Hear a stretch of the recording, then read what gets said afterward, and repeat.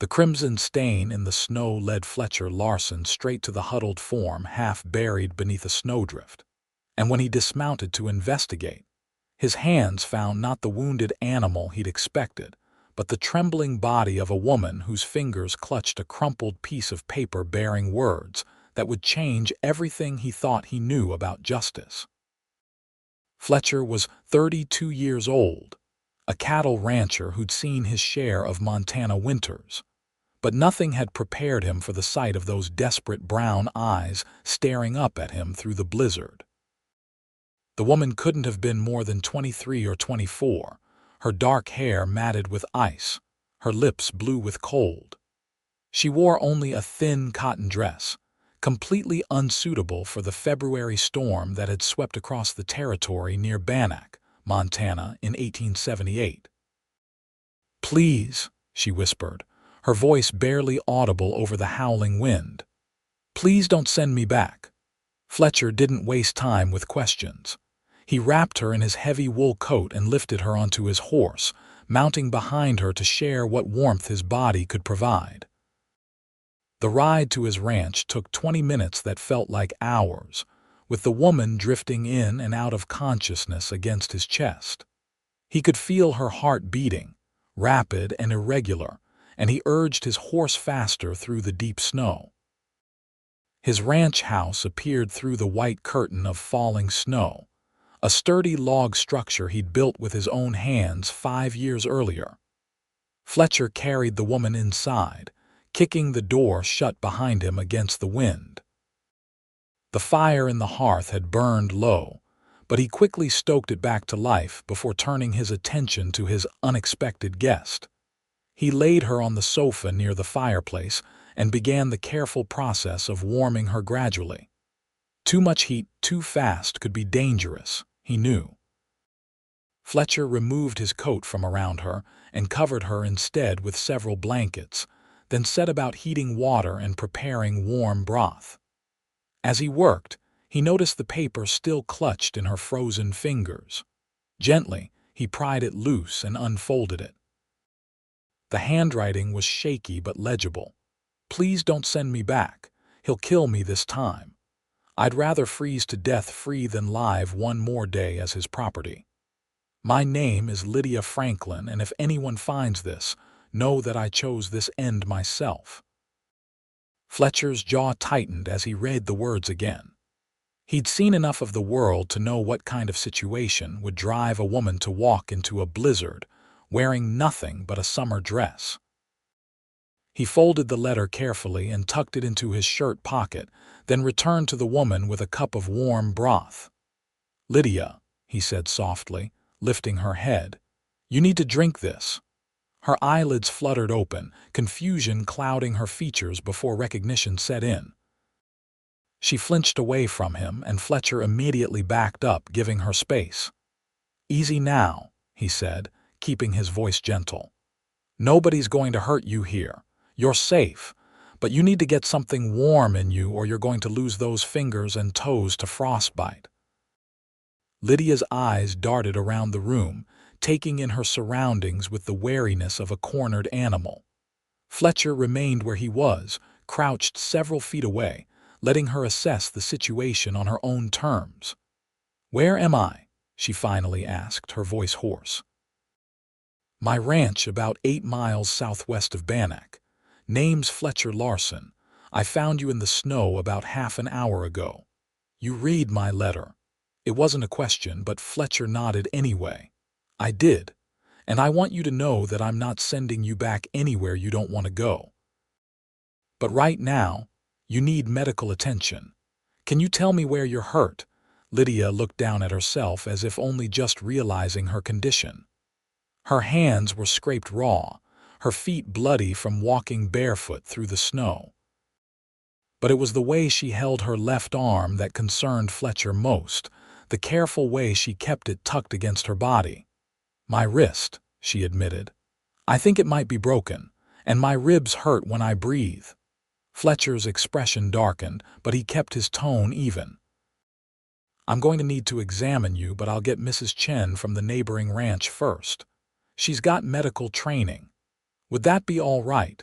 The relief that flooded Lydia's face told Fletcher he'd made the right call. "Yes, thank you. Can you manage some of this broth while I'm gone? It's important you stay warm and get fluids in you." Lydia nodded, and Fletcher helped her sit up enough to drink. Her hands shook so badly he had to hold the cup for her, but she managed several swallows before exhaustion overtook her again. He settled her back against the pillows and added more wood to the fire. "I'll be back within the hour.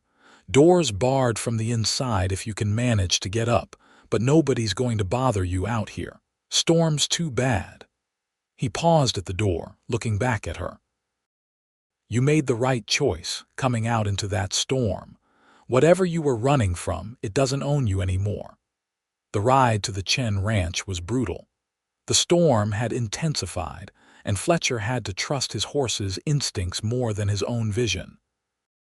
Mei Chen answered his pounding on her door with a rifle in hand, but she lowered it immediately when she saw who it was. "Fletcher, what's wrong? Need your help. Found a woman half frozen in the snow. She's hurt, needs medical attention, and she's too afraid to let a man tend her wounds." Mei didn't ask questions. She grabbed her medical bag and a heavy coat, calling to her husband that she'd be back soon.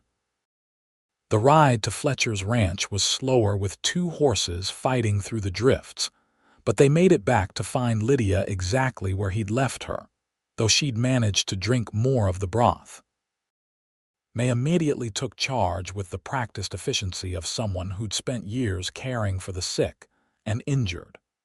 Fletcher retreated to the kitchen to give them privacy, though he could hear the soft murmur of voices and occasionally Lydia's sharp intake of breath when something hurt. Nearly an hour passed before Mei emerged, washing her hands in the basin Fletcher provided. Her expression was grim. "She's been beaten severely," Mei said quietly. "Multiple times from the look of the bruising. Some of it's fresh, some is weeks old. Her wrist is broken, 3 ribs are cracked, and she's covered in cuts and scrapes from her walk through the storm. She's lucky she found you when she did. Another hour out there and she'd be dead." Fletcher's hands clenched into fists. "Did she say who did it?" "Her husband, Victor Franklin. He owns the big spread east of Bannack." Mei's voice carried disgust. "She married him 8 months ago. Her parents arranged it after they died, left it in their will that their daughter was to marry Franklin to settle their debts. That's not legal anymore. Tell that to men like Franklin who think money and land make them above the law." Mei dried her hands and turned to face Fletcher directly. "She's terrified he'll find her. Said he told her if she ever tried to leave, he'd track her down and kill her slow. She believed him enough to walk into a blizzard rather than stay." "She's safe here," Fletcher said firmly. "Storm's going to keep everyone hunkered down for at least 2 or 3 days. That gives us time to figure out what to do." "What to do is get her as far from Montana territory as possible," Mei said. "Franklin has connections. He supplies cattle to the army and half the mining camps between here and Helena. He'll have men searching for her the moment the weather clears." Fletcher knew Mei was right, but something in him rebelled at the idea of putting Lydia back on the road so soon. "Let's get her healed up first, then we'll talk about where she goes." Mei studied his face for a long moment, then nodded slowly. "I'll come back tomorrow if the storm breaks enough. Keep her warm, keep fluids in her, and don't let her move around too much. Those ribs need time to heal." After Mei left, Fletcher returned to the main room. Lydia was awake, staring at the fire with an expression of exhausted resignation. He pulled a chair over and sat down where she could see him without having to turn her head. "Mrs. Chen says you need rest and time to heal," he began. "You're welcome to stay here as long as you need. I've got a spare room upstairs you can have. It's not fancy, but it's warm and private." "You don't even know me," Lydia said, her voice barely above a whisper. "Why would you help me?" "Because it's the right thing to do, and because I read your letter. Nobody should feel so desperate they'd rather die than ask for help. Tears welled up in Lydia's eyes, the first real emotion Fletcher had seen from her besides fear. I was raised to be a proper wife. My parents taught me to be obedient, to not question my husband, to keep a good home. But Victor. She stopped, swallowing hard. He's a monster. And when I tried to tell the sheriff, he laughed and said a man has the right to discipline his wife however he sees fit. Fletcher felt his anger rise but kept it in check. The sheriff in Bannack is Franklin's cousin, but there are other authorities. The territorial marshal, for one. Victor will kill me before any marshal can help. You don't know what he's like. Lydia's voice broke. The day before yesterday, he beat me so badly I couldn't get out of bed. Yesterday, he told me he was going to teach me a lesson I'd never forget, and then he left for town. I knew what that meant, so I ran. I didn't have time to grab shoes or a coat, I just ran. How far did you walk? I don't know. Miles. I followed the creek bed because I thought it would be harder to track me in the water. When the storm got bad, I couldn't see anymore. I just kept walking until I couldn't walk anymore. She looked down at her bandaged hands. I wrote that letter with charcoal from a dead campfire I found. I thought someone should know what happened, why they'd find my body in the spring. Fletcher reached out slowly, giving her time to pull away, and gently covered her bandaged hand with his own. You're not going to die. You're going to heal and you're going to get your life back. I promise you that. The storm raged for 3 days, turning the world outside into an impenetrable wall of white. Fletcher gave Lydia his upstairs bedroom and made himself comfortable on the sofa near the fire. He kept the house warm, prepared simple meals, and gave her the space she needed to feel safe. On the second day, Lydia was strong enough to come downstairs and sit at the kitchen table while Fletcher cooked. She watched him work with cautious curiosity, as if trying to figure out what kind of man would take in a stranger with no expectation of reward. How long have you been out here? She asked. 5 years. Came out from Kansas after my parents died. Wanted to make something of my own, you know. Built this place from nothing, bought cattle with money I saved from working other ranches. It's not much, but it's mine. It's more than most people have, Lydia said. It's honest work, honest living. That's all I ever wanted. Fletcher set a plate of eggs and bacon in front of her. Eat. You need to keep your strength up. As they ate, Fletcher found himself studying Lydia when she wasn't looking. She had delicate features that were starting to show through now that the swelling was going down. Her dark hair, cleaned and braided by May, fell over one shoulder. But it was her eyes that captured his attention, dark brown and expressive, carrying a depth of pain he recognized from his own mirror. "Can I ask you something?" Lydia said, breaking into his thoughts. "Sure. Why aren't you married?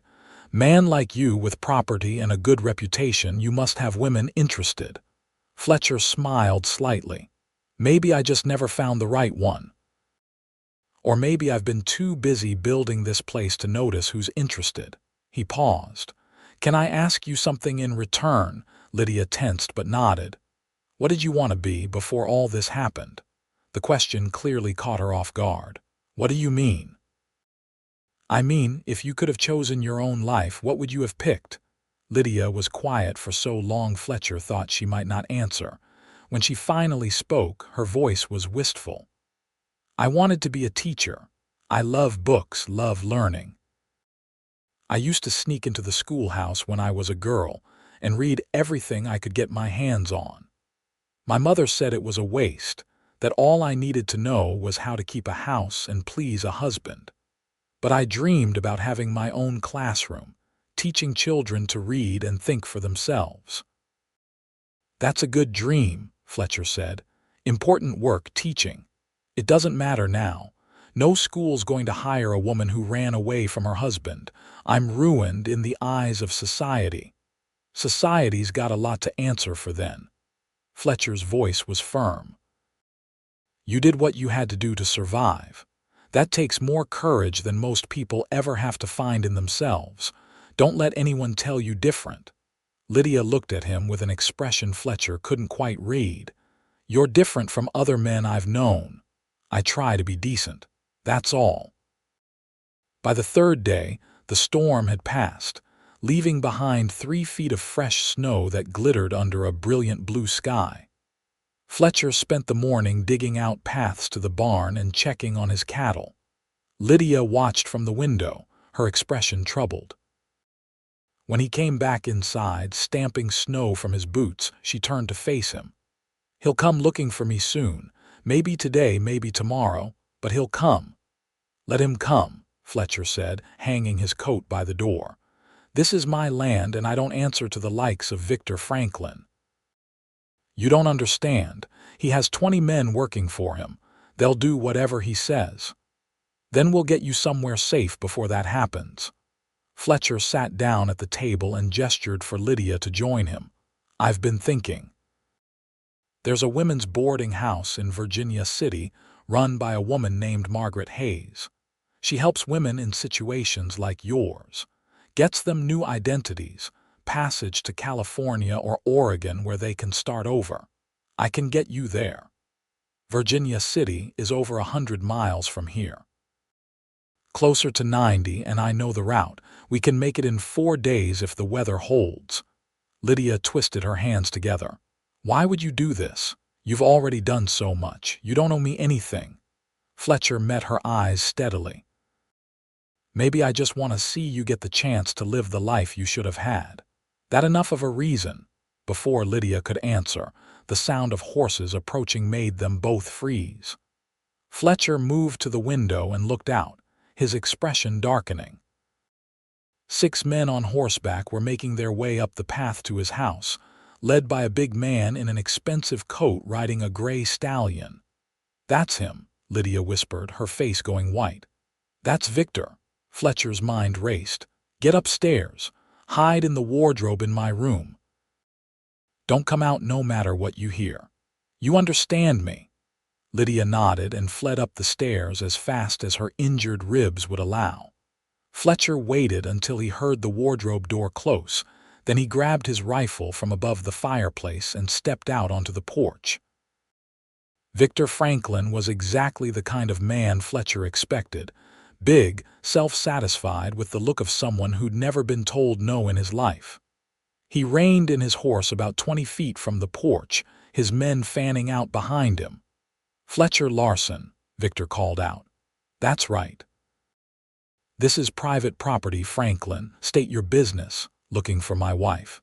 She ran off 3 days ago during the storm, thought she might have come this way. Haven't seen anyone. Storm was too bad for traveling." Victor's eyes narrowed. "You sure about that?" "Because I find it hard to believe a delicate woman like my Lydia could survive 3 days in that blizzard without shelter. And your place is the only structure within 10 miles of where she was last seen." "I said I haven't seen anyone."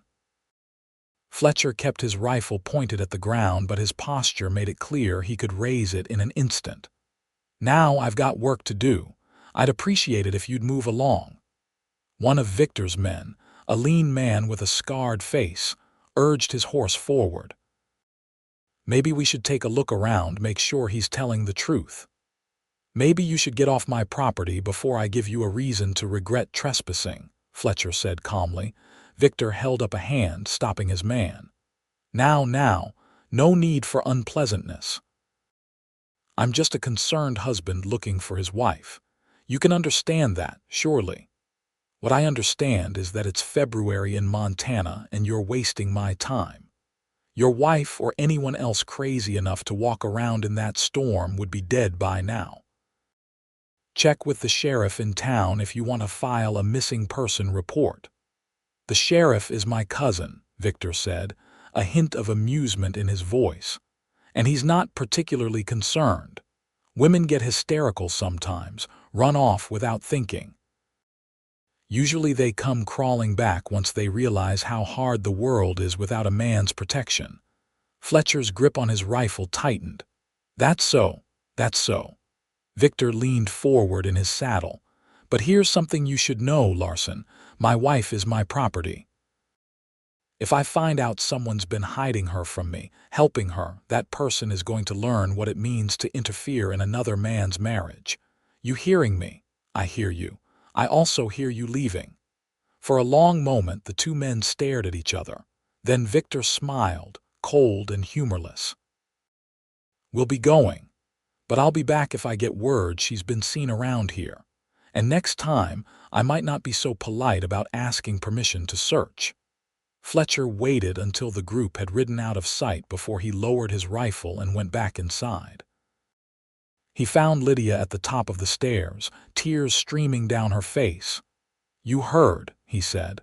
"I heard him threaten you. You see now, this is what he does. He'll destroy anyone who tries to help me." Fletcher climbed the stairs and stood in front of her. "Lydia, look at me." When she met his eyes, he continued, "I've dealt with bullies like Victor Franklin my whole life. Men who think money and muscles give them the right to control others. They only have power if you let them scare you, and I'm not scared. You should be." He meant what he said. So did I. "Now come on, we've got planning to do. We're leaving for Virginia City tonight." Tonight, but the snow is deep but manageable, and Franklin's going to have men watching this place now. Our only chance is to leave before he sets up a proper surveillance. We'll take back trails, stay off the main road. It'll be harder going, but safer. Lydia grabbed his arm. "Fletcher, I can't let you risk your life for me. You've already done more than anyone had a right to expect. Just point me toward Virginia City and I'll go on my own. With broken ribs, a broken wrist, and no supplies, you wouldn't make it 5 miles. Fletcher covered her hand with his. "I'm seeing this through, Lydia. You're not alone anymore." The simple statement broke something loose in Lydia. She leaned forward, resting her forehead against his shoulder, and Fletcher found his arms going around her carefully, mindful of her injuries. They stood like that for several minutes, neither speaking, both drawing strength from the contact. When Lydia finally pulled back, her eyes were red but determined. "All right, we'll do it your way. But if anything happens to you because of me, nothing's going to happen to either of us. Now let's get packed." They spent the afternoon gathering supplies. Fletcher loaded his saddlebags with food, extra ammunition, blankets, and medical supplies.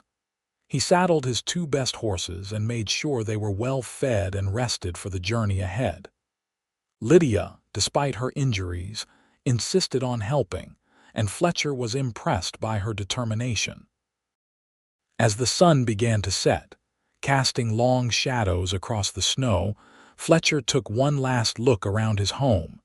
It felt wrong, leaving like this, but he knew it was necessary.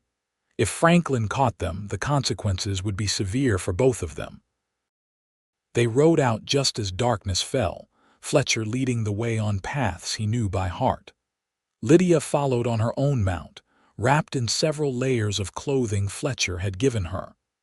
The temperature was dropping fast, and their breath formed clouds in the frigid air. For 3 hours they rode through the night, following creek beds and game trails that kept them away from the main roads. Fletcher's shoulders gradually relaxed as they put distance between themselves and his ranch. Maybe they'd gotten away clean. Maybe Franklin would think they'd headed east instead of west. Just before midnight, they stopped to rest the horses and warm themselves with hot coffee from the thermos Fletcher had packed. They'd found shelter in a narrow canyon with an overhang that blocked most of the wind. "How are you holding up?" Fletcher asked, studying Lydia's face in the dim light of their small fire. "Cold, sore, but alive." She managed a small smile. "Better than I was 4 days ago. We've got a long way still to go. If you need to rest longer, no. The farther we get from Bannack, the better I'll feel." Fletcher poured more coffee into her cup.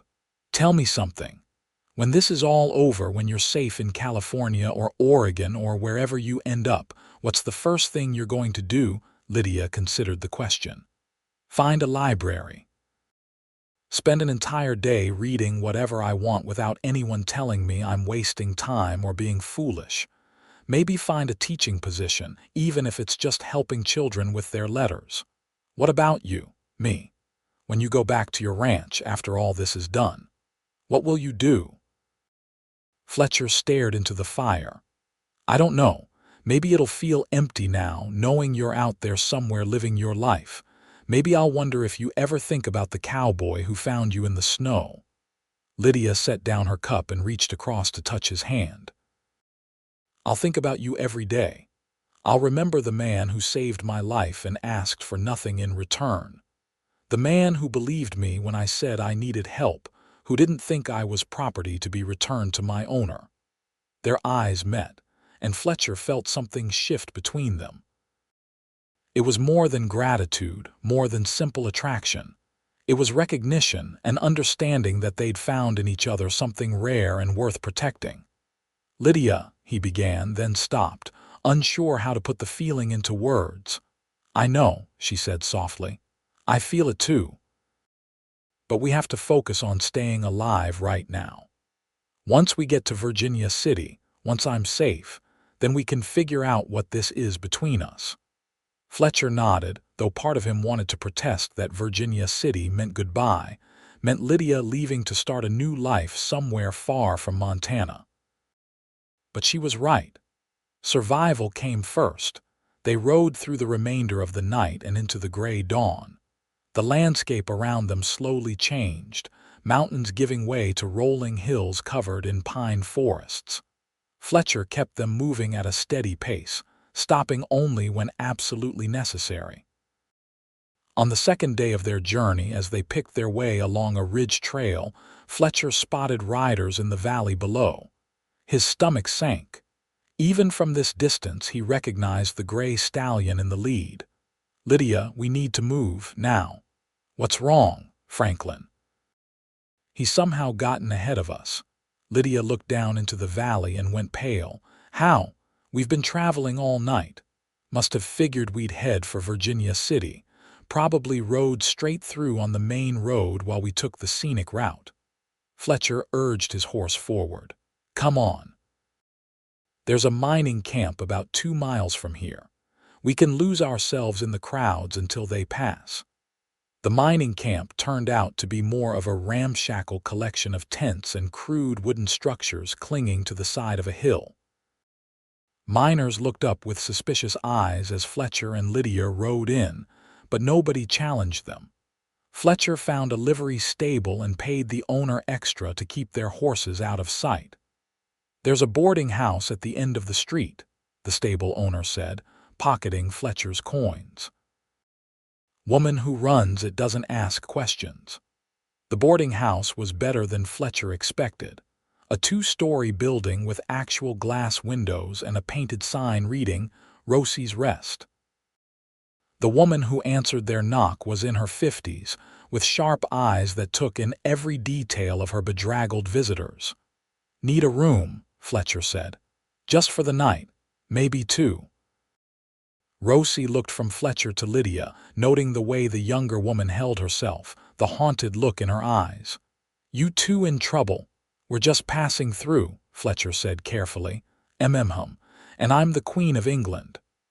Rosie stepped back and gestured them inside. "Lucky for you, I don't care much for men who hunt women. There's a room upstairs, second door on the left. You'll stay there and not come out until I say it's safe. Understood?" "You know who's after us," Lydia said.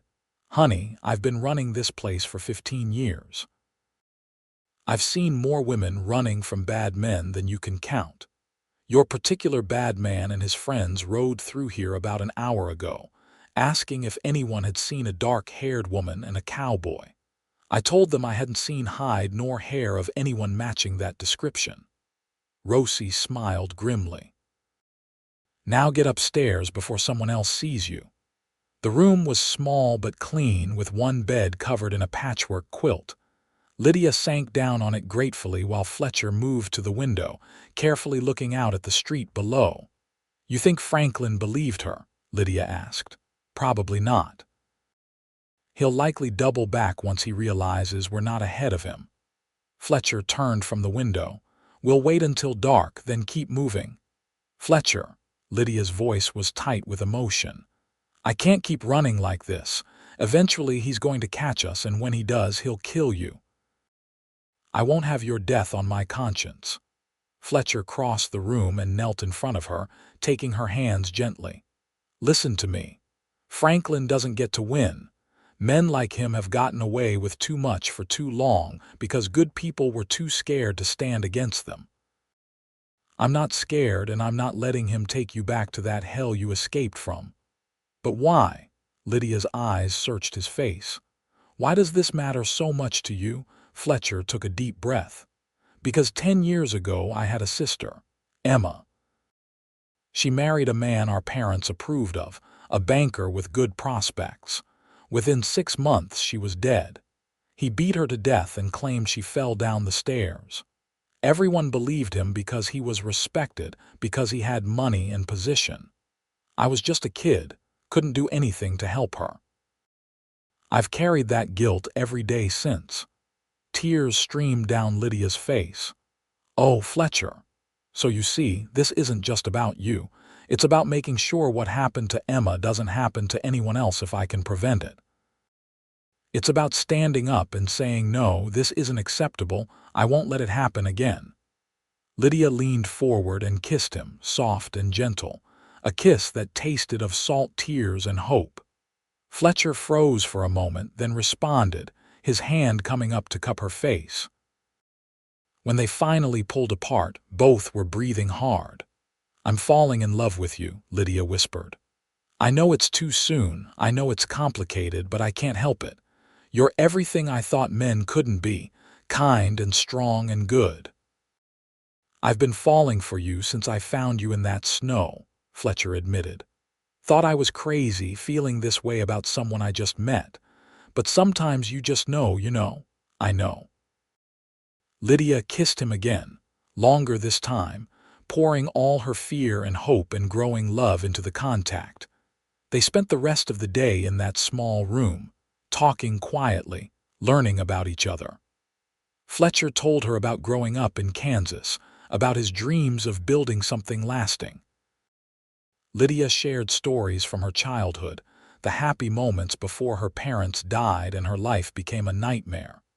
As evening approached, Rosie knocked on their door with food and news. Franklin and his men searched the camp, didn't find what they were looking for, obviously. They're camped about a mile north, watching the road. But there's another way out, an old mining trail that leads over the ridge. It's rough going, especially at night, but it'll get you past them. Why are you helping us? Fletcher asked. Rosie's expression hardened. Because 20 years ago I was running from a man who thought he owned me. Someone helped me when they didn't have to, gave me a chance to start over. I've been paying that forward ever since. Now eat up and get ready to ride. I'll have your horses brought around to the back in an hour.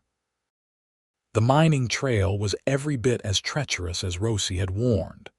It was barely wide enough for the horses to navigate single file, with steep drops on one side that disappeared into darkness. Fletcher went first, testing every step, with Lydia following close behind. The night was moonless, making the going even more dangerous. They'd been on the trail for about an hour when Fletcher heard the sound that made his blood run cold. Hoofbeats behind them, moving fast. Someone had spotted them leaving the camp. Lydia, we need to move faster. I'm trying. The path is so narrow, I know, but they're coming. Just trust your horse and keep moving. The chase that followed was nightmarish. Fletcher urged his horse to a faster pace despite the danger, hearing the sounds of pursuit getting closer. Lydia kept up gamely, though he could hear her breathing hard from pain and fear. Then the path widened slightly, opening onto a broader trail that ran along the ridge top. Fletcher saw their chance. When I say go, you ride as fast as you can. Don't look back, don't stop. Make for that tree line about a quarter mile ahead. What about you? I'm going to slow them down. Now go." Fletcher wheeled his horse around as Lydia raced for the trees. He pulled his rifle and fired 2 shots into the air, not trying to hit anyone but making it clear he was armed and willing to fight. The pursuing riders reined in, taking cover behind rocks. "That's far enough," Fletcher called out. "Next shots won't be warnings." Victor Franklin's voice echoed across the darkness. "You're making a big mistake, Larson. Give me my wife and walk away. This doesn't have to be your fight. She's not your wife anymore. She's a free woman making her own choices. The law says she's mine until death do us part." "Then the law needs changing." Fletcher fired another shot, closer this time. "Stay back, Franklin. I won't warn you again. There are 6 of us and 1 of you. You really think you can win this?" Fletcher's answer was to fire again, this time clipping the rock near Franklin's head. In the confusion that followed, Fletcher wheeled his horse and raced after Lydia. He caught up to her in the tree line, and together they plunged deeper into the forest. Behind them, they could hear Franklin shouting orders to his men, but the darkness and thick trees worked in their favor. Fletcher led them through the forest at a dangerous pace, trusting his instincts and his horse's sure-footedness. They rode for hours, pushing through until both they and their horses were near collapse. Finally, as dawn began to break, Fletcher found a small cave hidden behind a waterfall. They led the horses inside and collapsed, too exhausted even to make a fire. Lydia fell asleep almost immediately, her head on Fletcher's shoulder. He stayed awake, watching the entrance, rifle in hand. His mind churned with worry and plans. They were still 2 days from Virginia City, and Franklin was clearly not giving up. They needed a new strategy. When Lydia woke several hours later, Fletcher had made a decision. "I need to go into the next town alone. Send a telegram to the territorial marshal in Helena. Get proper authorities involved. That could take days, weeks even for a marshal to investigate. Then we'll hide until he does. There's an old trapper's cabin about 20 miles from here. Nobody's used it in years. We can hole up there, keep you safe until the law can deal with Franklin properly." Lydia sat up, wincing at the movement. "Or we could just keep going to Virginia City. Get me to Mrs. Hayes's boarding house like we planned." "And then what?" "You disappear to California and spend the rest of your life looking over your shoulder. That's not freedom, Lydia. That's just a different kind of prison. But you'd be safe. You could go back to your ranch, your life." Fletcher took her hands in his. "I don't want my old life back. Not without you in it. These past few days, running and hiding and fighting, they've shown me something. I love you, Lydia, completely and absolutely, and I want a future with you, a real future where we're not constantly afraid." "I love you too," Lydia said, tears streaming down her face. "But I'm so scared. Scared that Franklin will kill you, scared that even if we get away he'll find us eventually, scared that I'm being selfish wanting to be with you when it puts you in so much danger. Then let's end the danger. Let's bring in the law and do this properly. Franklin's been getting away with this because nobody's been willing to stand up and say what he's doing is wrong. We change that right here, right now." Over the next day and a half, they made their way carefully toward the town of Twin Bridges, staying off the main trails. Fletcher went into town alone, leaving Lydia hidden in a grove of trees with instructions to run if anyone came near. He sent telegrams to both the territorial marshal and to Mei Chen, letting her know they were still alive. The storekeeper who took his messages eyed him suspiciously. "You wouldn't happen to be Fletcher Larson, would you? There's a man been through here asking about you. Big fellow, mean-looking. Offered a reward for information about you and some woman. I'm Fletcher Larson, and the woman that man is looking for is his wife, who he beat near to death. I'm trying to get her to safety and proper authorities who will listen to her story. The storekeeper's expression shifted from suspicion to sympathy. "Franklin. I've heard stories about him. Knew his first wife, actually. She died under mysterious circumstances about 3 years back." He tapped the telegrams.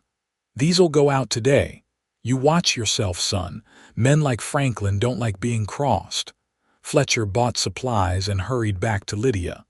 They spent another uncomfortable night in the cold, huddled together for warmth. Fletcher found himself memorizing every detail about her. The way she bit her lip when she was thinking, the sound of her laugh when he told stories to distract her from their situation, the feeling of her body fitting perfectly against his. "What are you thinking about?" Lydia asked, catching him staring. "The future. Our future, if you'll have me. I'm thinking about adding a room onto my house for all those books you're going to collect.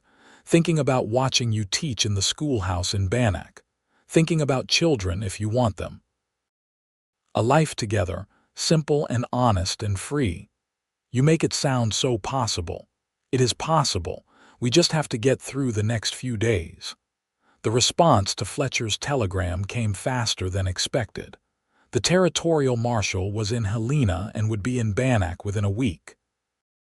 But he needed Lydia to come forward and make a formal complaint, needed her to be willing to testify against her husband. "I'll do it," Lydia said without hesitation when Fletcher told her. "I'll tell them everything.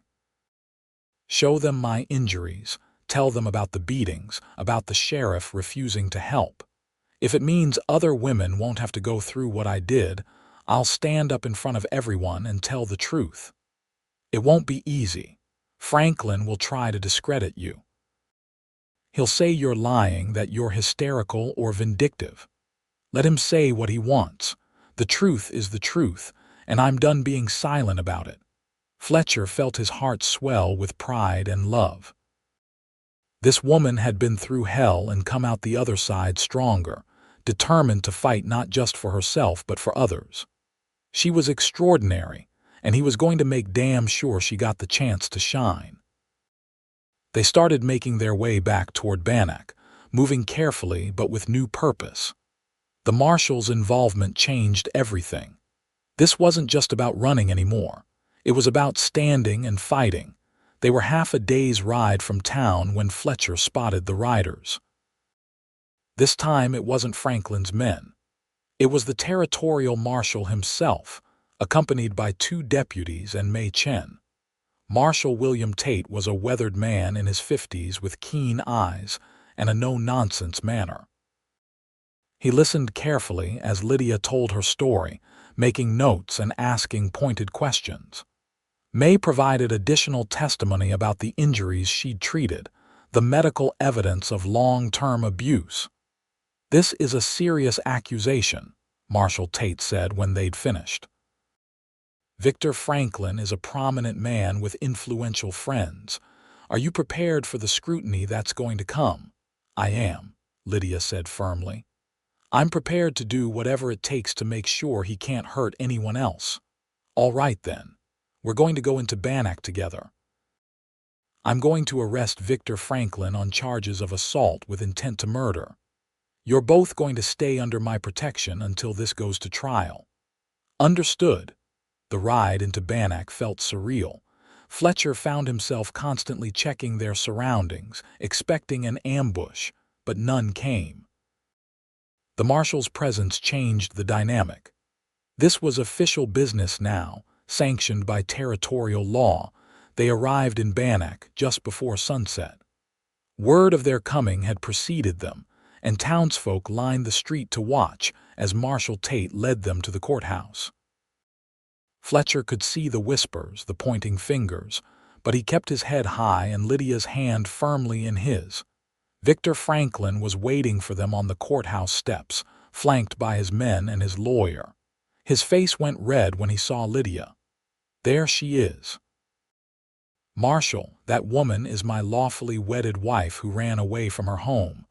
I demand you return her to me immediately." "Mr. Franklin, you're under arrest for assault with intent to murder," Marshal Tate said calmly. "Deputies, please take him into custody." This is outrageous. I've done nothing wrong. A man has the right to discipline his own wife. A man does not have the right to beat a woman until her ribs are broken and her wrist is shattered," the marshal interrupted. "A man does not have the right to terrorize another human being until she'd rather die than remain under his roof. Now, are you going to come peacefully, or am I going to add resisting arrest to the charges?" For a moment, Fletcher thought Franklin might actually try to fight. The big man's hands clenched into fists, and his men shifted uncomfortably. But then Franklin's lawyer put a hand on his arm and whispered something. Franklin forced a smile. "Of course, Marshal. I'm sure this is all a misunderstanding that will be cleared up shortly.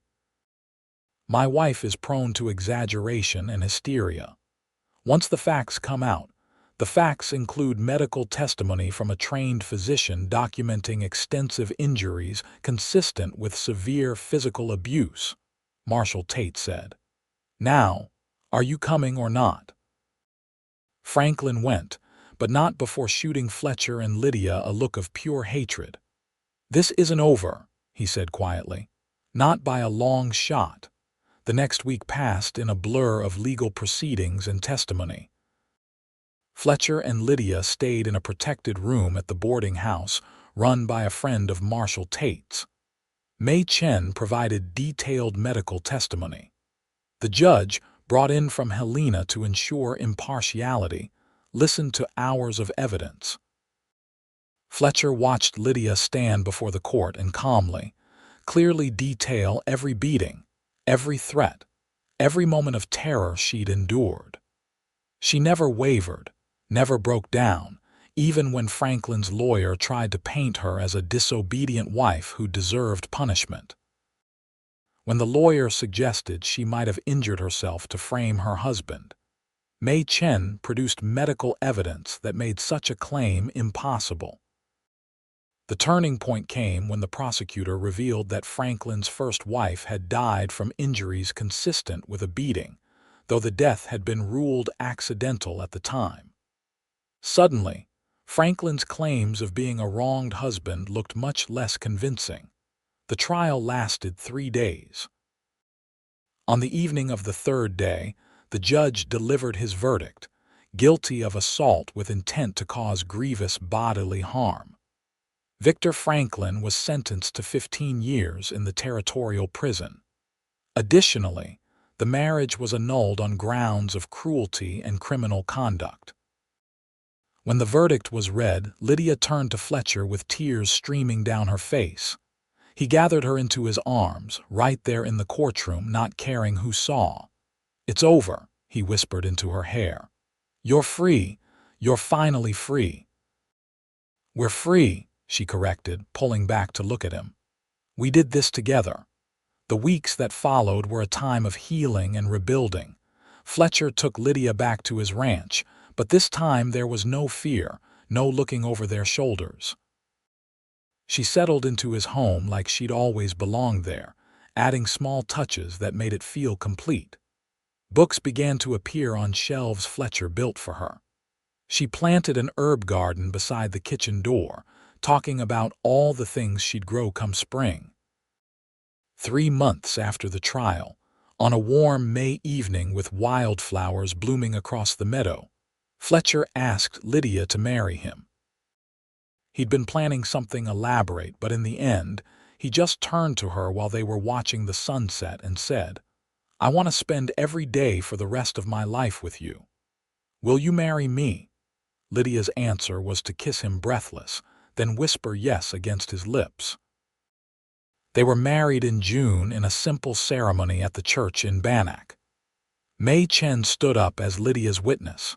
The ceremony was small, intimate, attended only by people who'd supported them through the ordeal.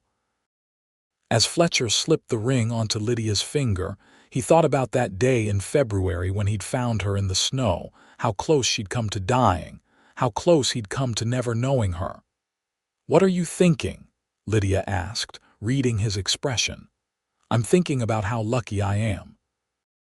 How one day can change your entire life if you're open to it.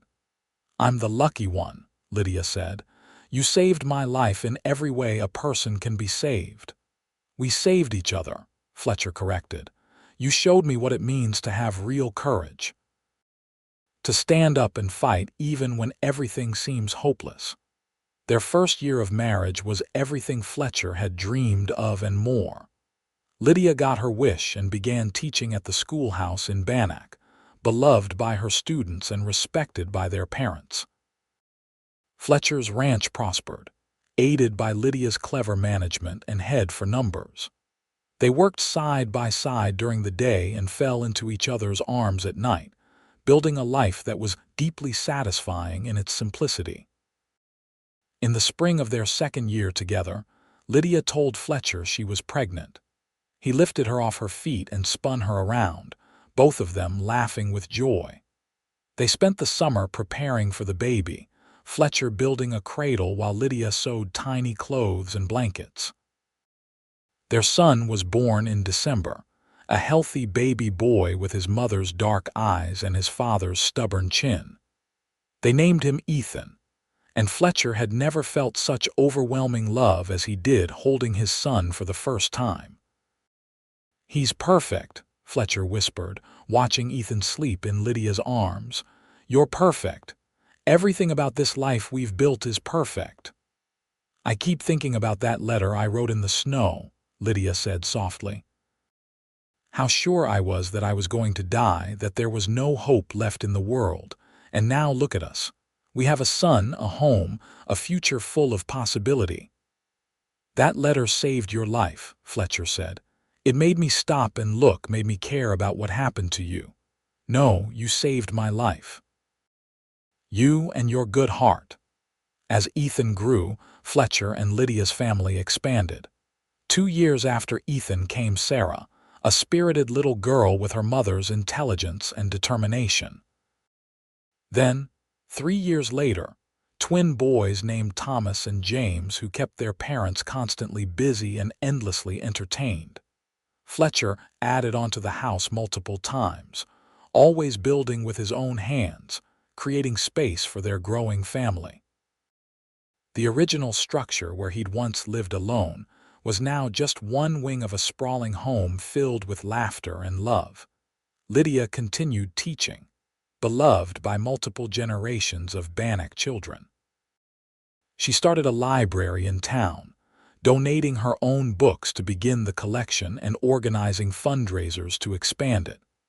Fletcher served on the town council, advocating for laws that protected women and children from domestic violence. Together, they became pillars of their community, respected and loved. On their 10th wedding anniversary, Fletcher and Lydia stood on their porch watching the sunset, just as they had the night he proposed. Their children were playing in the yard, their shrieks of laughter carrying on the evening breeze. "You ever think about that day in the snow?" Fletcher asked. "Every day," Lydia said, leaning into his embrace. "I think about how desperate I was, how sure I was that death was my only escape. I think about how wrong I was, how much life had waiting for me if I could just hold on a little longer.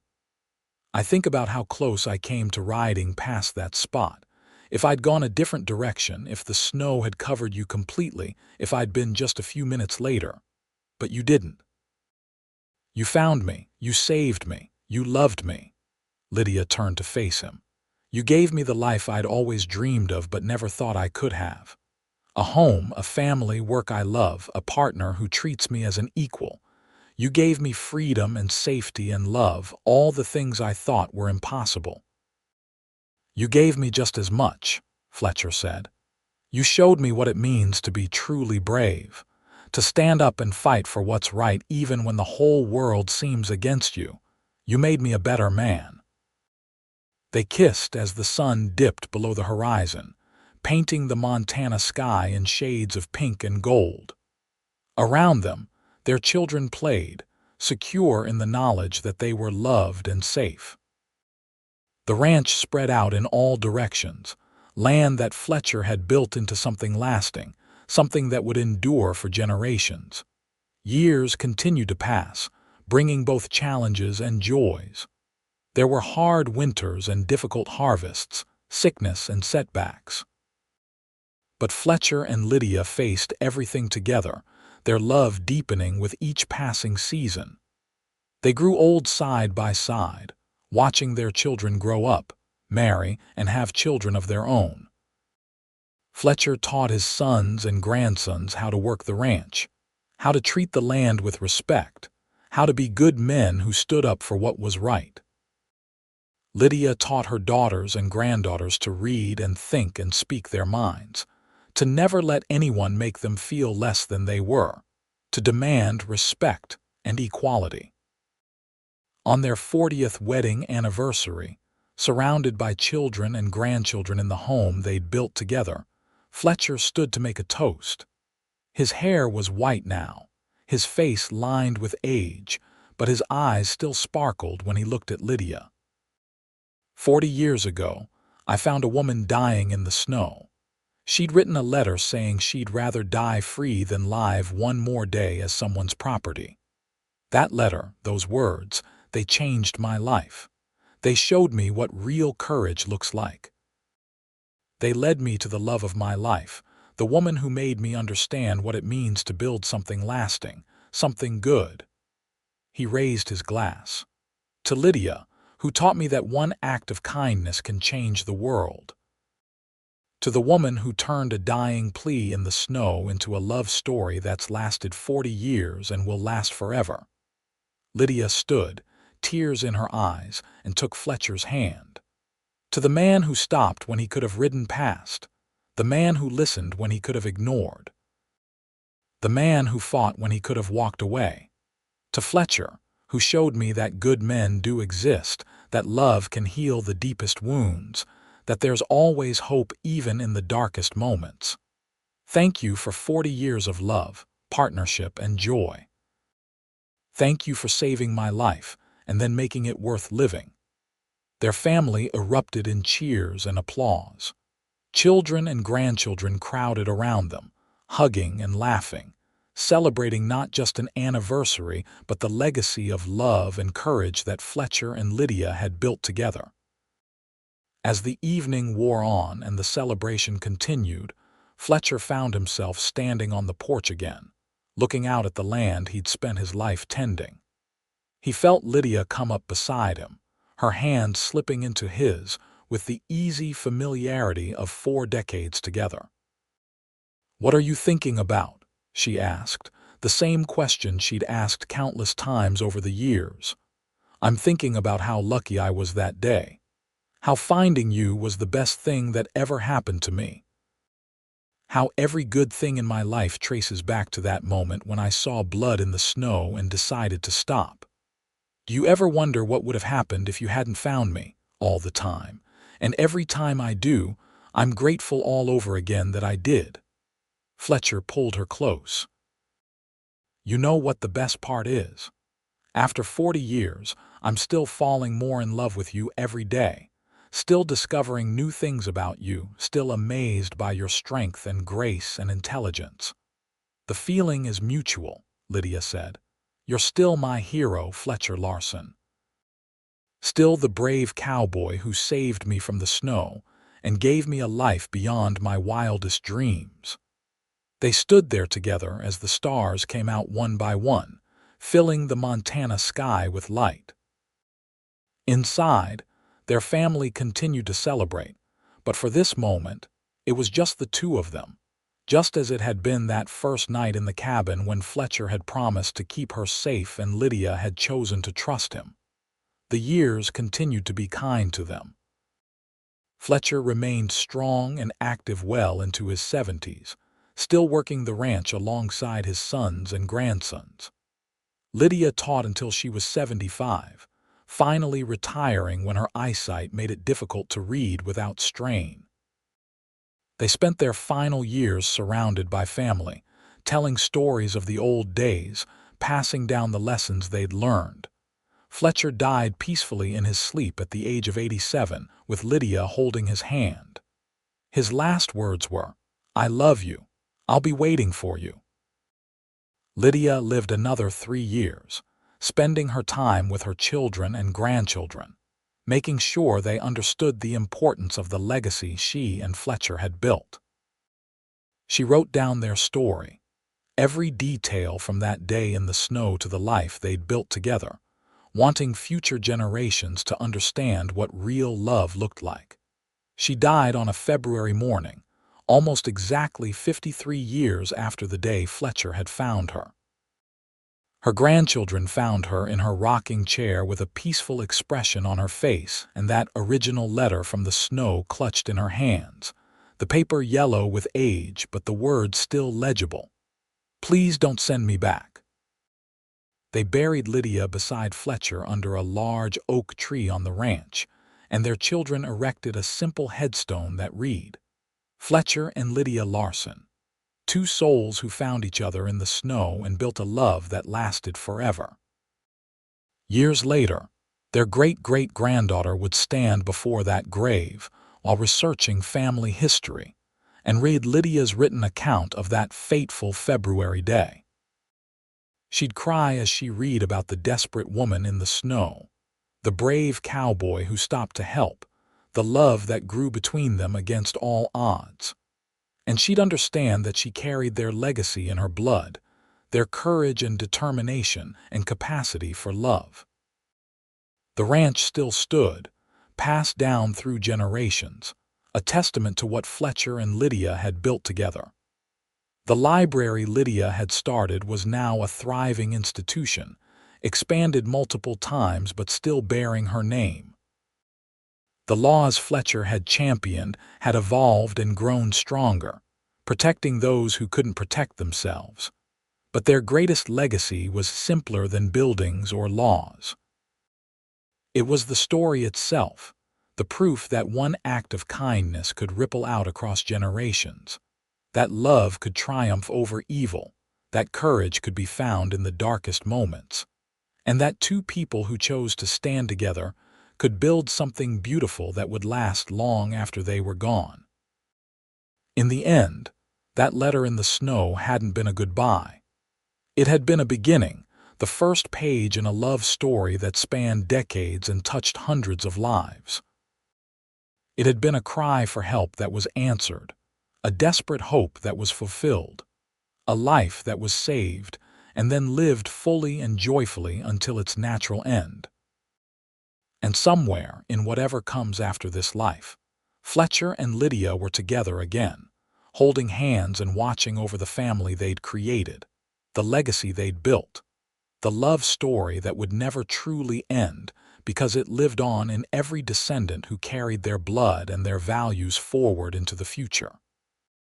The snow continued to fall each winter in Montana, blanketing the land in white, and sometimes when the wind howled just right, you could almost hear the echo of a cowboy's horse moving through a blizzard, following a trail of blood to a woman who needed saving, to a love that would change everything, to a life that was just beginning despite all evidence to the contrary.